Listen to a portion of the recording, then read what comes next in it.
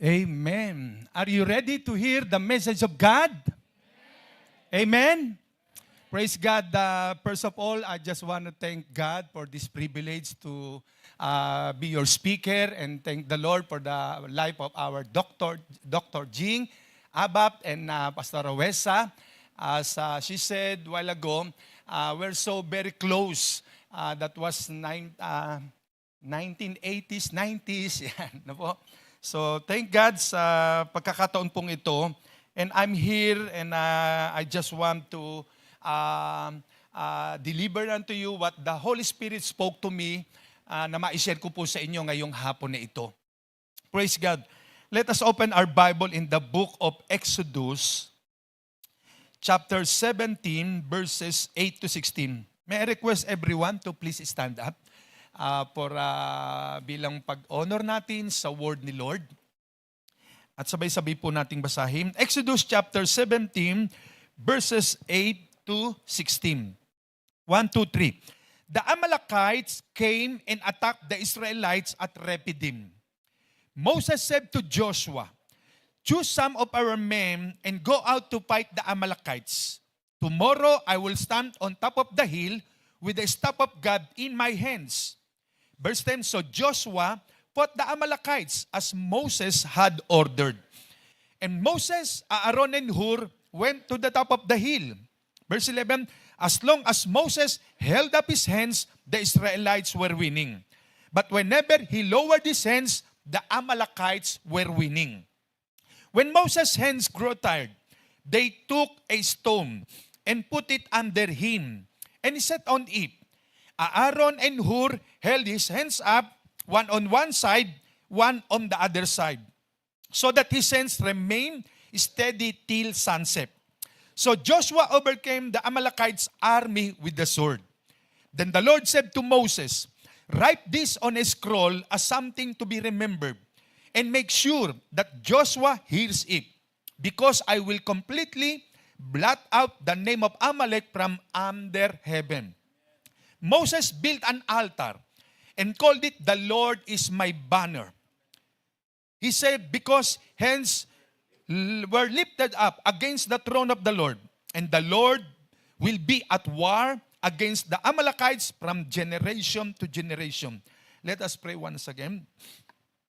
Father God in heaven, in the mighty name of Jesus, I declare that something good, something best is going to happen upon your people this afternoon.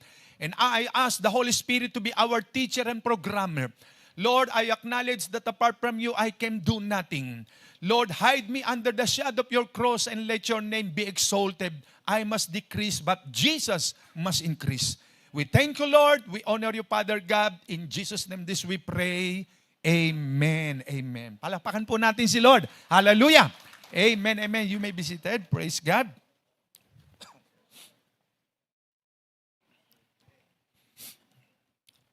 As we read this passage, during the time of Moses, Aaron, and Hur, and Joshua, his successor, there are so many Amalekites coming in our lives. They were attacked by Amalekites during that time.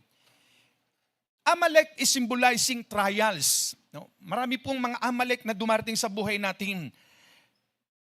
Amalek is symbolizing pressure, trouble, persecution, fear, doubt, confusion in our lives. There's so many Amalekites na dumarating po sa buhay natin. Sometimes, na-experience po, especially ng mga parents, suddenly, biglang nakakasakit ang inyong mga anak. Naranasan ko po yun nung ang aming mga anak ay maliliit pa. And as we read this passage, the Amalekites were experienced attack. No? Inatake po sila doon sa Rephidim. At ito rin po yung nangyayari sa buhay natin. Sometimes it will happen upon our family, our children. They were attacked in Rephidim. What is Rephidim? Rephidim is a place of rest or refreshment. Ito po yung place ng kapahingahan. And this is a place where Moses strike the rock and water will come out of it for the people to drink during the time. And this is the first time where the Israelites were facing the battle. Kasi po kalalaya lang nila sa pagkakaalipin sa Egypt. Kaya nung sila'y ma-deliver from the bondage of Egypt, no, napunta po sila doon sa Rephidim. Doon sila nag-rest, no, nag-refresh. At habang sila nagpapahinga po ron, they were attacked by Amalekites. No? Sometimes tayo rin po, nagre-rest tayo sa tahanan natin, nag-enjoy sa word. No? But sometimes suddenly, biglang umatake ang mga Amalekites sa buhay natin. Hindi natin namamalayan. Especially sometimes yung sickness and diseases. No? Pag may sakit ng ating mga anak, minsan ng parents, di na malaman ang gagawin. No? But, this afternoon, I want to share with you the 4 secrets of success in winning the battle. 4 na sikreto kung paano tayong magtatagumpay sa laban. Ano po? Marami po tayong laban na kinakaharap sa buhay. Personally, sa work, sa family, sometimes sa ministry, no, sa co-workers mo, in the vineyard of God. Maraming Amalekites ang dumarating sa buhay natin. And the Israelites experience, no, battle during that time doon sa place po ng Rephidim. Number 1, the 4 secrets of success in winning the battle, in verse 8 and 9, basahin natin muli. The Amalekites came and attacked the Israelites at Rephidim. Moses said to Joshua, choose some of our men. Sabi niya kay Joshua, pumili ka ng ilang tauhan natin and go out to fight the Amalekites. Tomorrow I will stand on the top of the hill with the staff of God in my hands. Pinapipili ni Moses si Joshua ng ilang tauhan. Why Moses said to Joshua, choose some of our men? Bakit niya sinabing pumili ka ng ilan? No? And go out to fight the Amalekites. Because not all soldiers will go to fight for battle. Hindi lahat pwedeng isama sa gera, sa laban. No? Because maybe some of them are weak. Sabihin nyo, weak. No? In the ministry, nangyayari din po yan eh. Hindi natin pwedeng isama sa gera o sa paglilingkod ang isang babae o lalaki pag siya'y mahina. No? At itong sabi ni Moses kay Joshua, choose some of our men. No? Maybe some of them are cowardly. No? Baka duwag, sasama mo sa gera na maging reason pa para matalo tayo. No? Some of them not well trained, hindi sanay, hindi na train. No? Some of them maybe become burden, maging pabigat, no? Dalahin pa nung leader. And mostly murmuring, no? No? Nagmamormor. Walang ginawa kundi magreklamo. Pastor, bakit nung maborn again ako, nagkaganito buhay ko, no? Sometimes pinadadaan lamang tayo ni Lord sa testing, sa trials, no? May proseso. Kaya nga, Moses wanted to choose Joshua. You choose a courageous man and woman. Piliin mo o men. Ang piliin mo yung malalakas ang loob, matapang. No? Say with me, courageous. Once again, courageous. Ready to fight for the sake of God. No? For the sake of our country, for the sake of our ministry. No? Willing to die. Are you willing to give your whole life for the sake of our God? Amen? Andiyan po ba kayo? No? Handa siya. Kaya nga ito po ang pinapipili ni Moses kay Joshua. No? Meaning number 1, no? Committed or commitment. Kasi hindi mo pwedeng isama sa ministry o sa paglilingkod sa Panginoon yung mga duwag nga, yung mga pabigat, yung mga hindi masyadong na-train, mga murmuring. No? Ang gusto ni Lord, yung mga committed. Say with me, committed. Parang dito lang ang nagsasalita. Dito hindi. Sabihin niyo po, committed. Sometimes pagka bago yung Christian, no, they are willing to go with their pastor, sasabihin nila, Pastora, I want to go with you wherever you are, wherever you go. If there's a Bible study, prayer meeting, sama ng sama. Mainip. Pero sometimes later on, as times goes on, no, hindi na, dati very committed, later on, committed. No? Committed na. No? Dati very on fire, later on, ceasefire na. Nawala yung init. No? Committed. No?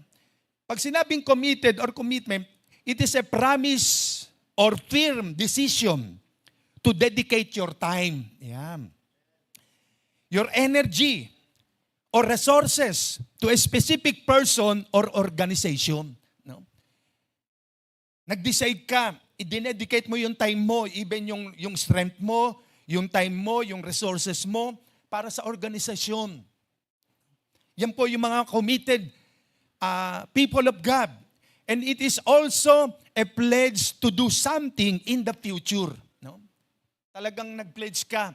Sarili mo, ibinigay mo, nagbigay ka ng time. Although alam ko, almost 99% o 100% lahat po kayo rito nagwo-work dito sa Canada. No? But thank God, narito po kayo because you love God. Amen? No? You give time para kay Lord. No?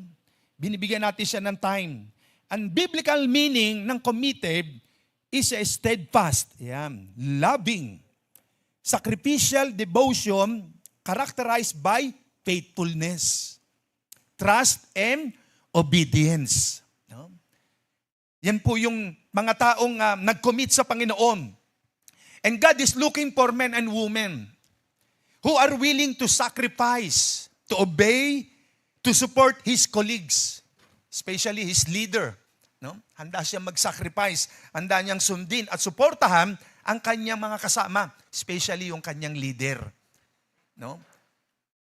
Leader ka ng music, no? Prayer meeting, or cell group, no? Ano man ang iyong pinagkatiwala ni Lord sa iyo, handa kang sumunod o doon sa mga subordinate. No? You are willing to submit o to obey. Kaya nga importante po na ang sabi ni Moses, choose some of our men. Ang pipiliin mo yung mga committed, dedicated, no?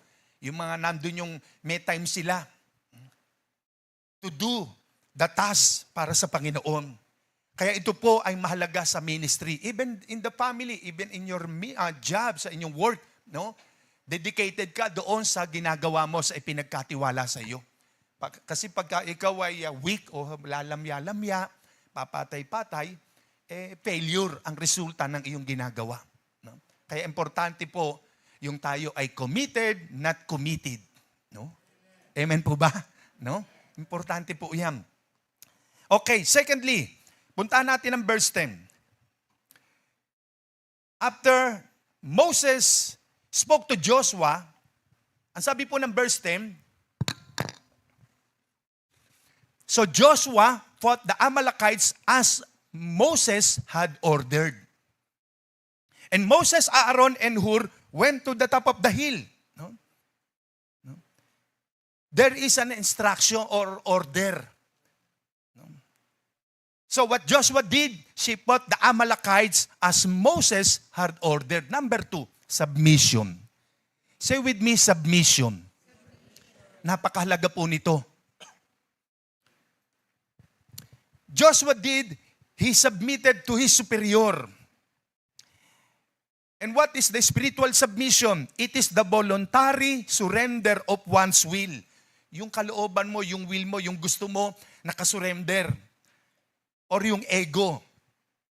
And need for control to a higher power or for the benefit of others. No? You are willing to submit.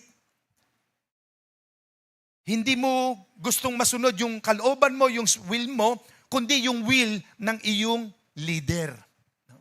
Like Joshua, the successor of Moses. No? Joshua knew the importance of submission. Mahalaga po kasi ang submission. Marami po akong kilala, mga pastor o mga leader, mga Christian workers sa iba't ibang different ministries, no? Pag nagbigay ng instruction ng head pastor o yung leader, sometimes yung mga subordinate nagre-resist. Maraming suggestion, opinion, pero gusto masunod yung kanya, hindi yung leader niya. No? Sometimes they control, no, the leader, the pastor. No? Gusto nung hawakan sa leeg. Merong spirit of, sabihin natin, Jezebel spirit. Marami pong ganyan sa Pilipinas. No? They wanted to control their pastor, their leader.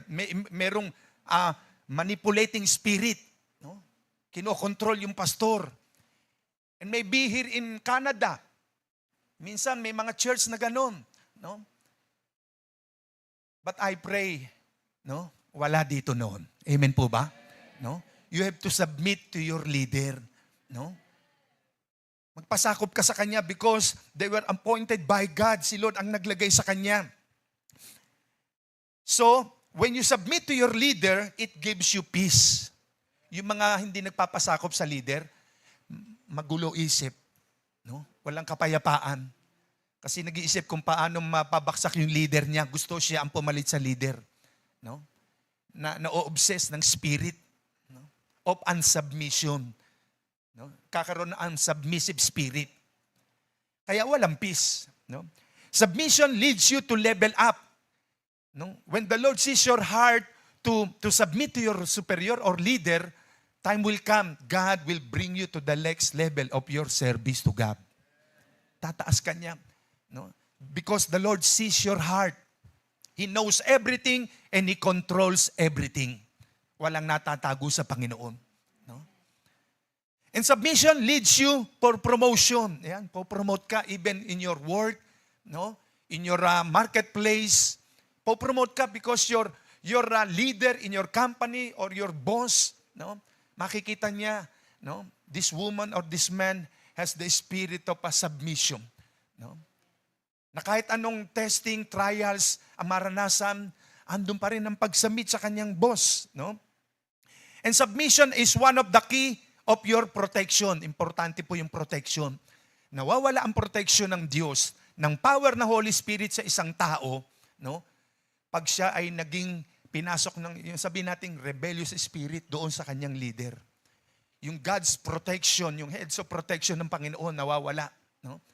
Kaya mababalita mo one day, yun, na disgrasya, sakitin ng anak, may problema, no? Kasi ang background, ayaw palang pasakop doon sa kanyang leader sa church. Even sa kanyang parents, no? Sa kanyang work sa company, no? Merong resisting spirit. No?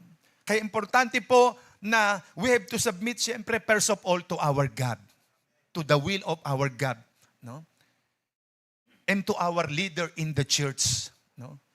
Kaya if you are under in the music ministry, no? Sa follow-up ministry o saan man na nakapapaloob ka, you are under the leader of that ministry, all you have to do is to submit. Once again, sabihin nyo, submission. No? Importante po ito. No? Especially maging sa mga young people. No? Diba, sabi ni Lord sa Ephesians chapter 6, verse 1 to 3, no?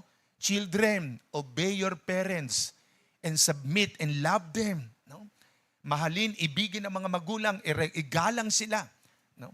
Pag ang mga anak ay rebelde, masuwayin, no? No? They will reap one day yung kanilang ipinadama sa mga magulang. No?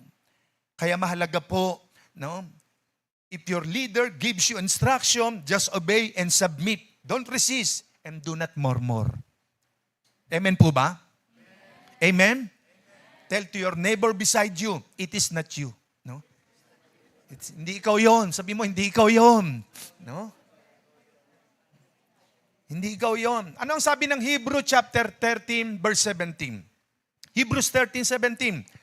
Obey them that have the rule over you and submit yourselves. Yeah, no? Submit yourselves sa mga leader. For they watch for your souls as they that must give account, that they may do it with joy and not with grief. For that is unprofitable for you. Hindi ito makakabuti sa isang taong hindi sumusunod, nagpapasakop sa kanyang leader. But when you do, no, your task, your assignment, no, it gives joy to the leader. Natutuwa ang leader kasi yung kanyang subordinate, napaka-obedient, napaka-submissive. No? Pero pag yung mga subordinate na yan, matigas ang ulo, sakit ng ulo ng pastora o pastor, one day nawawala yan. I have experienced for almost 40 years, 43 years ng paglilingkod ko po sa Panginoon. No? No? Yung mga workers under my supervision, no? When they, pag sila po ay mga merong spirit of unsubmission, rebellious spirit, no? Kusang inaalis po ng Diyos. Hindi ko naman pinaalis. No? Thank God. No? Sa ministering ipinagkatiwala po ng Panginoon sa akin, actually, Bishop Art Gonzales ay kumparing buo ko po yan. Yung anak ko, inaanak niya, yung anak niya, inaanak ko si Zayim, mga 2000, mga ganyan. Pag nasa Mindoro po ako noon, pag sa tawid ko ng Batangas, no, pag sakay ko po ng Roro, minsan madalas ako natutulog sa kanila during that time. No? But because the Lord has given me a mandate, no, I have no plan to be a founder of Jesus Be Lifted Up Church. That was 2011. No? Ayoko pong maging isang founder ng ministry. Gusto ko, submitted lang ako sa isang pastor. No? Although hindi kami nagkasama ni Bishop Art, ni Doc Jim, pero meron palang mandate o plano ang Panginoon sa buhay ko. No? Kaya nga, if you are willing to submit to the will of God, to the will of your leader, one day, no, makikita mo sa sarili mo, ito pala ang perfect plan ng Diyos sa iyo. Amen po ba? No? Palapakan po natin ang Panginoon. Amen. Hallelujah. No? I can feel in my presence one day, no? Dadaling ka ni Lord, hindi ka lang pang Winnipeg. Malaki ang Canada. The Lord will bring you to your true destination, no? No? God has a divine purpose, no, sa buhay mo, no? Kaya habang narito ka sa Winnipeg, continue to attend the training, the EGR, kung ano man yung mga conference o training na hinahandle na ating pastora, na ating Doc Jing. Continue to attend, no? And the Holy Spirit sharpening your heart, your character, your spirit, because God has a big plan for your life. Dadaling ka ng Diyos sa talagang destiny mo habang may buhay tayo sa lupa. Sometimes hindi mo we have a big plan, maganda ang pangarap natin sa buhay, but the perfect plan pa rin ang masusunod, ang plano ng Diyos sa buhay natin. If you are willing and obedient to His will. No? So kaya mahalaga po ito para magtagumpay tayo sa lahat ng laban ng buhay po natin. No? Importante po na tayo ay mayroong submissive spirit. No? Nagpapasakop tayo sa ating mga nakakasakop sa atin. Yung ating mga head sa ministry, especially sa church. No? Tuloy po natin. Pangatlo na po tayo. Verse 11. Ano po ang sabi? As long as Moses held up his hands, the Israelites were winning. Habang nakataas ang kamay ni Moses, nananalo sila Joshua sa gera, sa laban. But when he lowered his hand, the Amalekites were winning. Natatalo sila Joshua, nananalo Amalekites. No? Ano po ibig sabihin nito? As Moses held up his hands, meaning Joshua won the battle.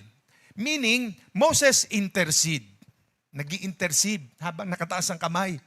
Nagpe-pray po si Moses. He prayed to God, Lord, help Joshua in battle. Moses asked God to intervene and be with Joshua. Dahil marami po kasi ang mga Amalekita during that time. Inaatake sila. No? Moses believed that God would give them victory against the enemy.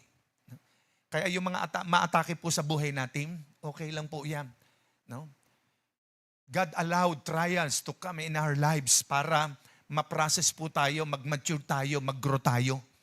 Kaya wag niyo sasabihin, ako, problema na naman, ang daming pagsubok. No. Inaalaw po ng Diyos yan. Kasi gusto niya mag-mature tayo. Amen po ba? Gusto niya tayong lumago, mag-grow spiritually. No? Never underestimate the power of God. No? Our God is a big God. Our Lord, the maker of heaven and earth. No? Kaya nga sabi ko sa inyo, He knows everything. Ang pinaglilingkuran nating Diyos, hindi siya maliit. Napakalaki ng Diyos natin. No?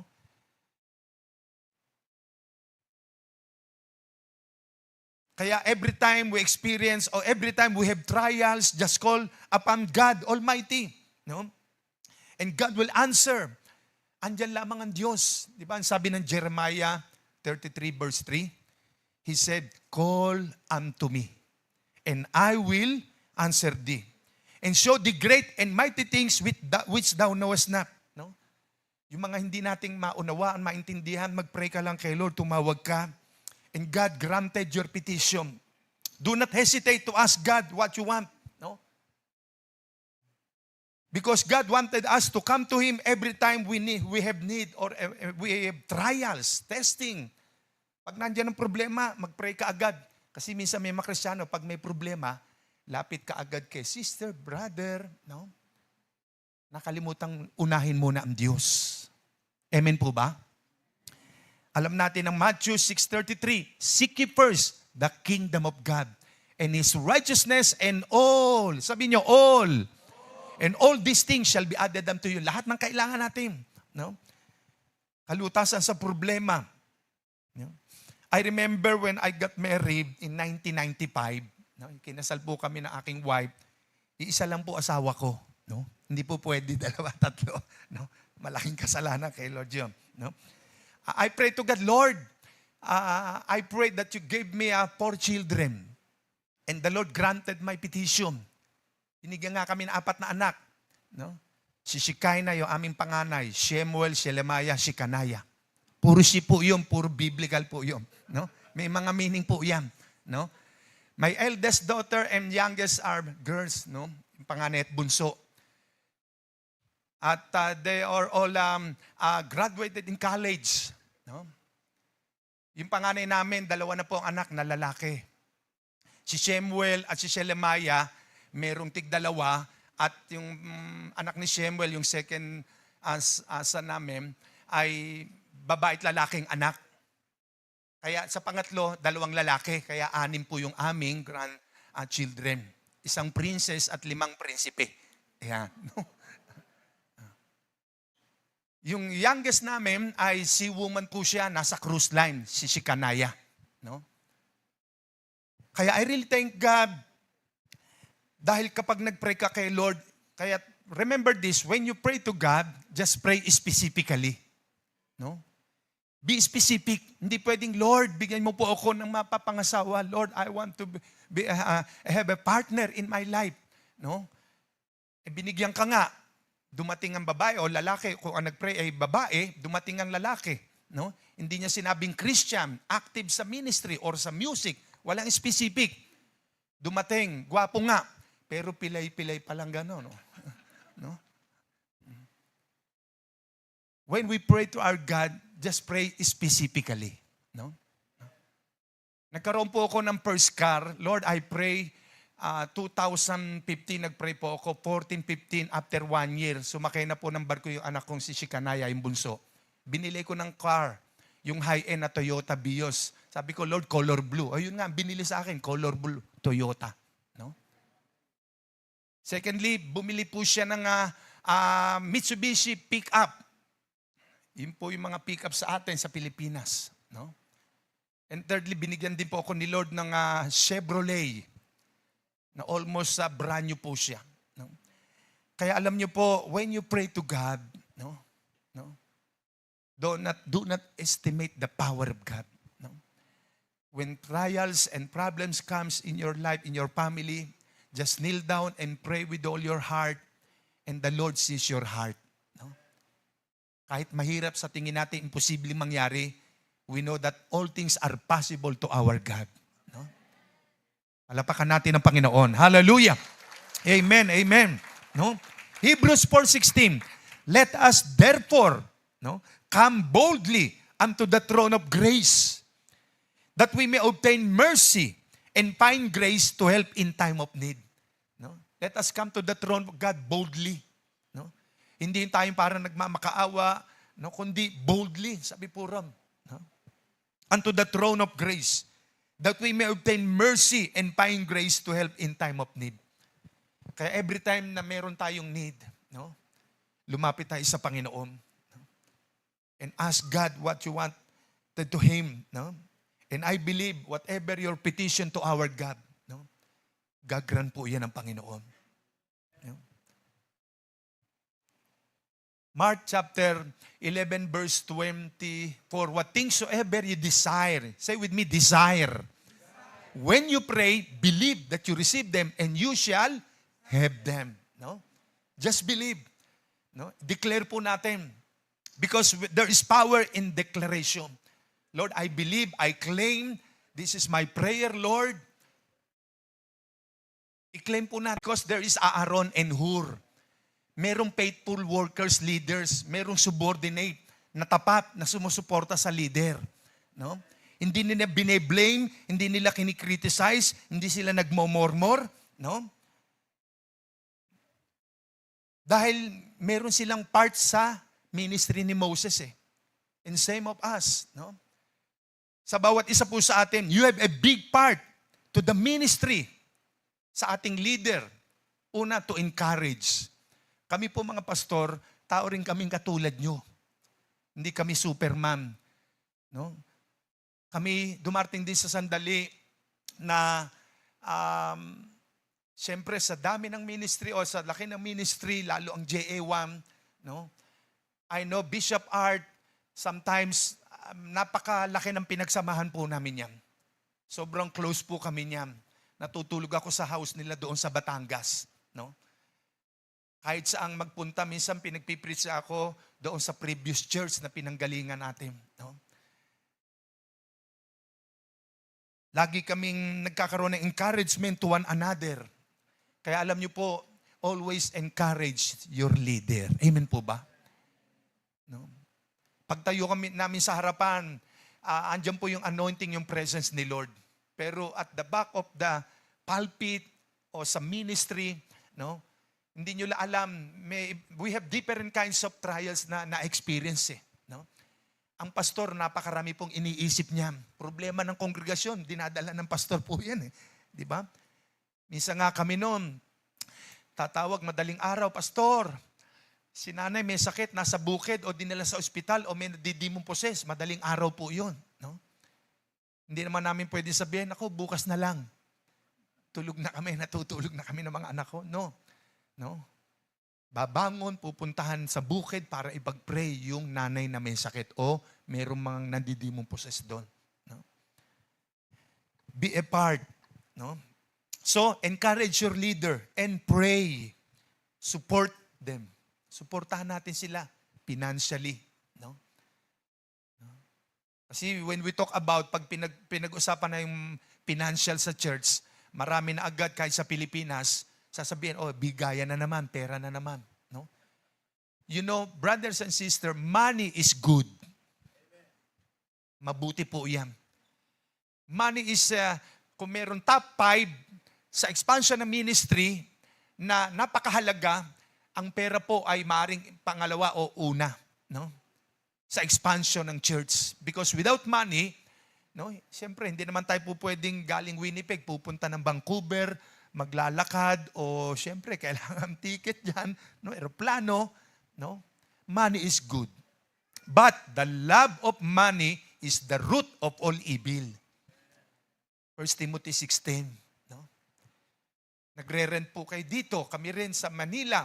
No? Nagpupunta po kami by September, we're going to Jensan. 3 po yung aming church doon sa South Cotabato. Hindi naman kami pwedeng lumangoy mula Manila sa dagat, papunta ron, kakainin kami ng pateng. Ano ang kailangan natin? Money, pambiling ticket. No? Para ma-reach yung mga souls po doon sa Mindanao. Alam natin, grabe po, 7.8, no? No? Ang daming building na bumaksak po doon. At mayroon din po kami mga church doon na ilan na talagang bumaksak ang church. No? Doon na lang sa loob ng bahay nila nagwo-worship service dahil napakalakas nga po. No? Alam nating lahat. No? So, ano po ang ginawa nila Moses, ni Aaron, ni Hur? No? Nagtulungan po sila, cooperation. No? No? Hindi nila pinabayaan ang kanilang leader. Kaya in the ministry, no, we need each other. Amen po ba? No? Tell to your neighbor beside you. Sabihin sa katabi nyo, I need you. Sabihin mo naman sa kanya, no, I need you. No? No? No? We need each other. No man is an island. Hindi mo natin pwedeng sabi, kaya ko, dito lang kami, okay na kami. No. Kailangan natin ng isa't isa. No? No? Para tayo magtagumpay sa anumang laban na hinaharap sa buhay. No? Because your success, the success of your pastor, of your leader is your success. Our failure is your failure. No? Kaya kailangan po natin ng isa't isa. Do you think without Aaron and Hur, possible si Joshua matatalo sa tuloy-tuloy sa laban? Kung wala si Aaron, si Hur, yun ang ministry nila eh. Kaya sila kasama ni Moses. Kaya nung pumanik sa ibabaw ng burol, kasama si Aaron, si Hur. No? Sometimes, marami po sa inyo sinasama ni Pastora, ni Doc Jing, o sa mga ministry, sa gawain. No? Kasi kaya kay nandiyan, meron din kayong ministry. To help them, to intercede, to support, to encourage. No? Kaya when you receive instruction from your leader, no? Be cooperate. Makipag-cooperate po tayo. Amen po ba? Huwag natin pabayaan siya lang. Hindi kaya ng lahat ng pastor yan. Hindi namin kaya lahat. Kaya nga, kailangan natin ang isa't isa. No? Amen po ba? At anong result ng after na itaas ni Aaron, ni Hur, ang kaliwat kanang kamay ng kanilang leader, si Moses? No? Sabi po roon, Joshua defeated Amalek. Tinalo niya. Dahil merong cooperation, may sumuport sa kanilang leader. No? Kaya itong apat na sikreto para magapi natin ang lahat ng atake ng kaaway. Ano yung una natin? Committed. Commitment. No? Submission. Kailangan po ito. Intercede. Pag-pray natin lagi. Ang church, ang pastora, ang mga leader. No?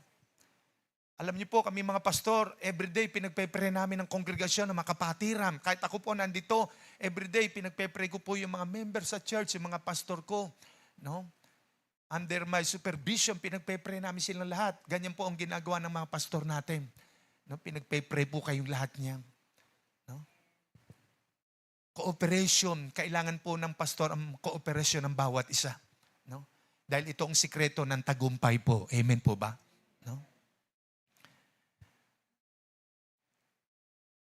Verse 15, Moses built an altar and called it, the Lord is my banner.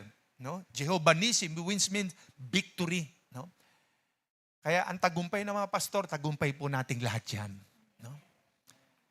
No? Kaya ako naniniwala, 1 year from now, no? No? Triple na po ang JA1 na member dito po sa Winnipeg. Hallelujah. Palapakan po natin ang Panginoon. Hallelujah. Amen. Amen. Sige po, bigyan natin yung best clap offering sa ating Diyos na buhay. Hallelujah. Amen. Amen. No? Nagtagumpay po si Joshua sa battle dahil sa mga kapahayagang ito ng Panginoon. No? Ang mga pastor, kailangan po ang bawat isa. No? Yung mga leader, no? Bawat isa po ay kailangan magtulungan, makipag-cooperate, wag nating sarilinin. And if you receive instruction, just obey it, do not resist, dahil mapalad tayo pag pinagtiwalaan tayo ng isang gawain o ministry sa church. Kasi nakita ni Lord yung heart mo, you are willing to serve, to obey. You have a heart to submit to your leader. No? Nakikita po namin mga pastor yan kung sino yung mga dapat i-promote, mga gamitin sa ganitong ministry. Nakikita ng pastor po yan. No? Do not resist, do not neglect or ignore, just obey and submit. No? Amen po ba?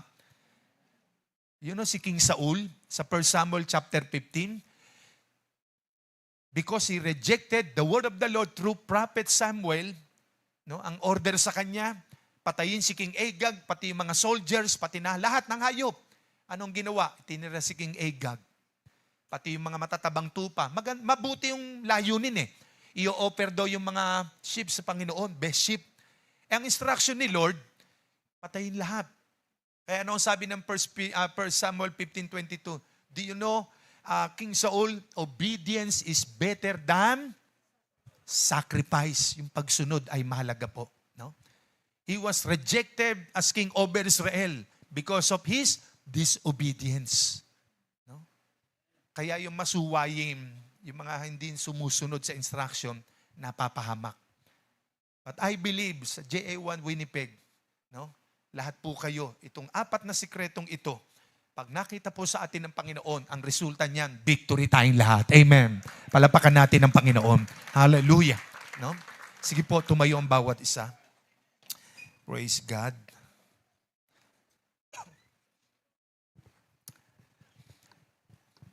If you feel sa inyong sarili na sometimes parang meron kayong nane-neglect, ini-ignore nyo yung instruction o order ng ating leader, no? This is the time for us to repent, to humble ourselves, and say to God, Lord, sorry po. May mga bagay na sometimes na nasusuway ko yung instruction ng aking head, ng aking leader, dahil busy tayo sa trabaho, meron tayong ginagawa, no? God wanted us na pagsisihan natin.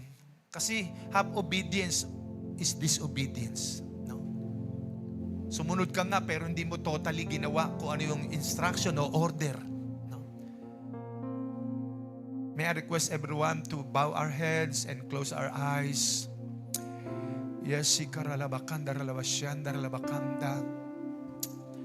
Father God, we thank you, Lord. You are here in our midst. You speak in our hearts through your Spirit, Lord. Nagpaalala ka sa amin ngayong hapon na ito. For us, Lord, para magtagumpay sa lahat ng laban at hamon ng buhay. Katulad ni Moses, ni Joshua, ni Aaron, ni Hur.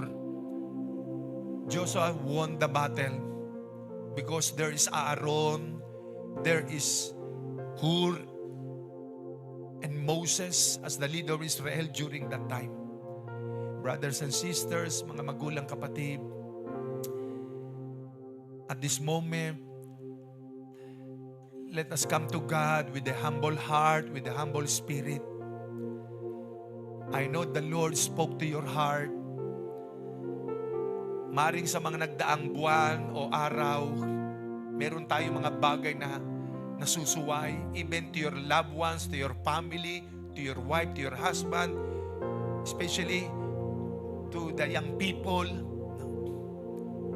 Nais ni Lord na maging masunurin tayo. Magpasakop at magpakumbaba tayo sa harapan ng Panginoon ngayon. As we bow our heads and close our eyes, pwede ba natin itaas ang ating makamay sa Panginoon? Say with me, sabihin natin ang prayer na ito. Amang Diyos na nasa langit, sa pangalan ng aming Panginoong Yesus, minsan pa, iniaalay ko ang buhay ko sa iyo. Patawarin mo po ako, Panginoon, kung minsan ako po'y sumuway sa mga instruction sa akin ng aking leader.